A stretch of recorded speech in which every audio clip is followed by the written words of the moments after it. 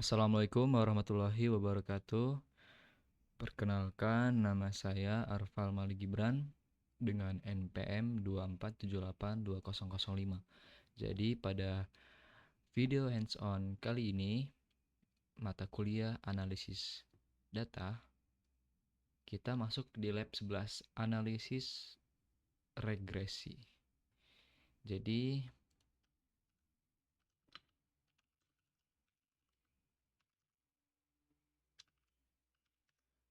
kita di sini tujuan pembelajarannya ialah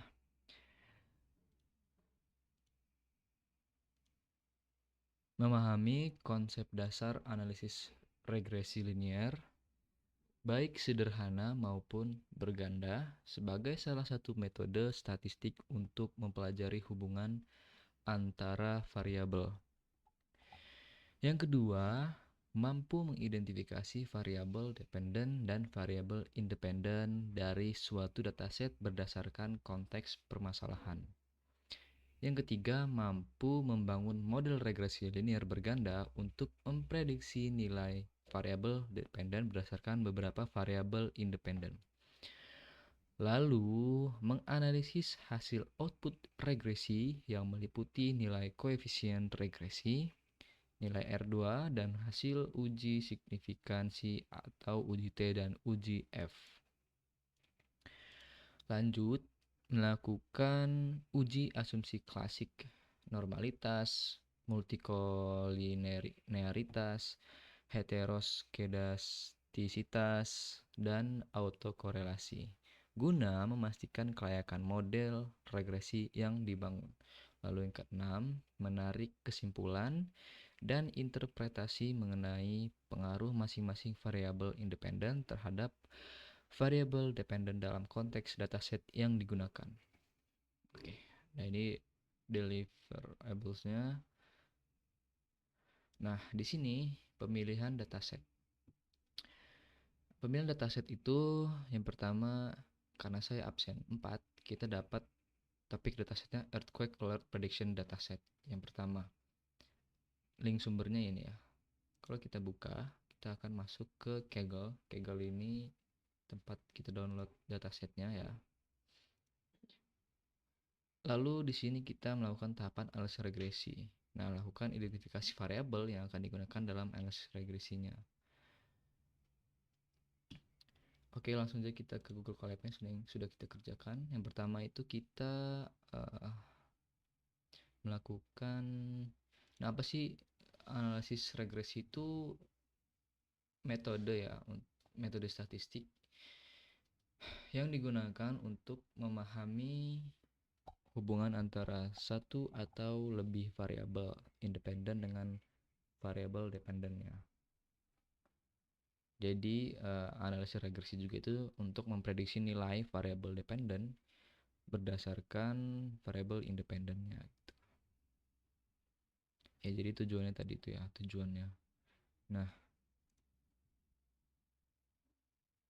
selanjutnya itu kita akan masuk ke pertama identifikasi variabel dulu ya. Di sini kita masukkan dataset yang sudah kita download, kita masukkan. Oke. Nah, di selanjutnya itu kita memilih variabel dependennya ya. Dependennya itu untuk variabel dependennya kita itu magnitude ya. Kalau untuk variabel independennya itu ada depth, CDI, MMI, SIG. Nah, ini setelah di running hasilnya akan seperti ini.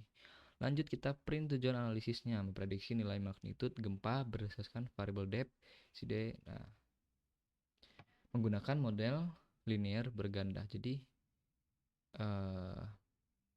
di sini kita memprediksi nilai magnitud gempanya berdasarkan variabel depth, CDI, MMI, dan SIG menggunakan model regresi linear berganda. Jadi di print, sudah di print, lanjut kita ke kita lanjut ke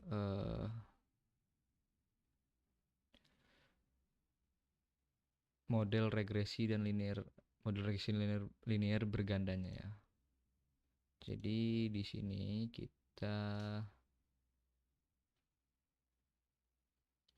cleaning dulu, cleaning data.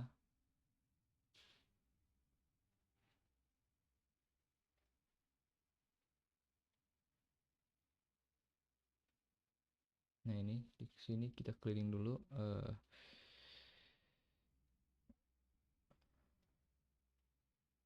Cleaning selesai, total data yang digunakan itu ada 1300 ya.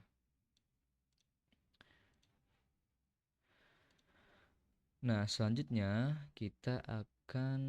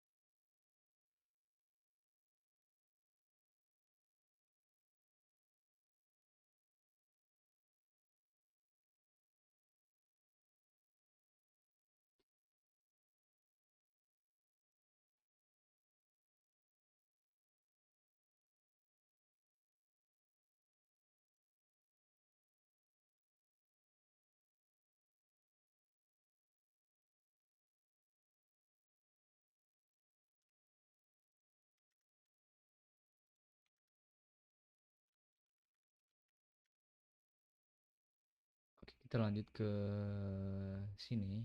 Di kode selanjutnya adalah kita di import pandas spd ini membuat untuk membaca CSV-nya ya. Stats models ini library khusus statistics dan analisis regresinya. Nah untuk baca datasetnya itu dfp dari CSV, clean dataset CSV ya, load dataset bersih gitu ya. Lanjutnya adalah kita menentukan tentukan variabel y dan x-nya. Jadi y itu magnitude, x-nya depth, CDI, MMI, SI gain ya. Lalu interpretasinya itu kita itu mau memprediksi magnitude gempa berdasarkan depth itu kedalaman ya, CDI intensitas shaking, MMI itu modified Mercalli index, SIG itu significance ya. Lalu kita menambah konstanta untuk regresi ya ini. Jadi regresi linear itu butuh konstanta di intercept, makanya harus ditambah gitu. Lalu ada buat model OLS ya. Di sini untuk membuat model OLS ordinary least squares, ini bikin model regresi linearnya. Lalu kita di sini print model tuh print outputnya. Jadi di sini ada OLS regression resultnya. Lalu jadi covariance type yang non robust. Nah, notes-nya itu standard error summed covariance metric.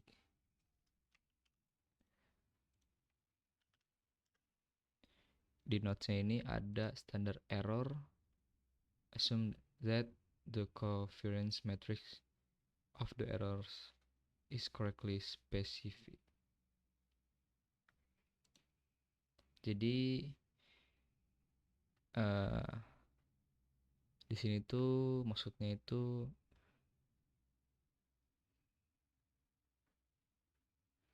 Jadi kayak angka standar error ini hanya benar-benar kalau error model mengikuti asumsi klasiknya ya. Kalau error kita berantakan ya hasilnya juga ikut berantakan gitu ya di sini. Oke, selanjutnya adalah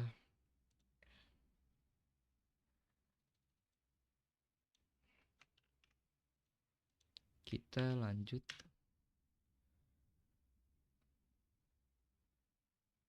ke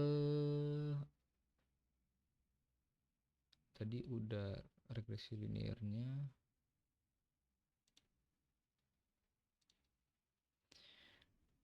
Di sini kita menjalankan regresi linear OLS-nya ya berarti ya. Jadi untuk memprediksi magnitude-nya depth, CDI, MMI, ASIG. Lalu di sini menampilkan R squared adjust R squared koefisien regresi, P value, lalu ada uji F dan uji F-nya ya. Jadi ya ini outputnya jadi uji F stat segini, P-nya segini. Oke. Nah, selanjutnya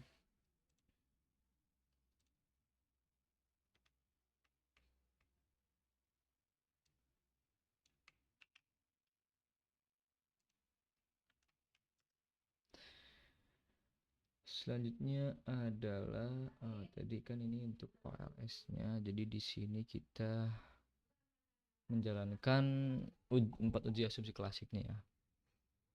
Jadi di sini itu uji normalitas residual, uji multikolinearitas, heteroskedastisitas, autokorelasinya.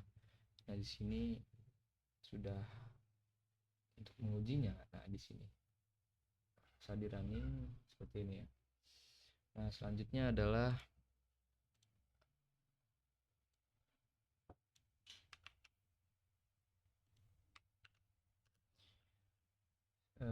ini kan sudah menguji 4 tadi ya, normalitas residual, multikolinearitas, lalu heteroskedastisitas, lalu autokorelasi. Nah, selanjutnya kita akan melakukan untuk melatih regresi linear OLS tadi ya, menghitung mean dan standar fiturnya ya. Nah, di sini kita melakukan simulasi prediksi magnitude untuk 5 periode fiktif ya. Jadi berdasarkan fitur rata-rata dan noise kecilnya. Nah, jadi membuat 5 data prediksi fiktif pakai mean fitur di sini. Lalu memprediksi magnitude baru menggunakan model regresi OLS dan menyimpan hasil ke file CSV ya di sini. Di running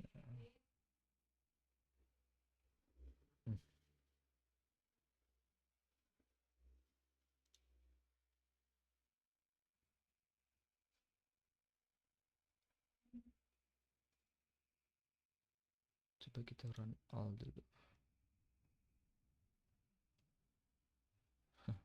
Ini bisa kalau di run all.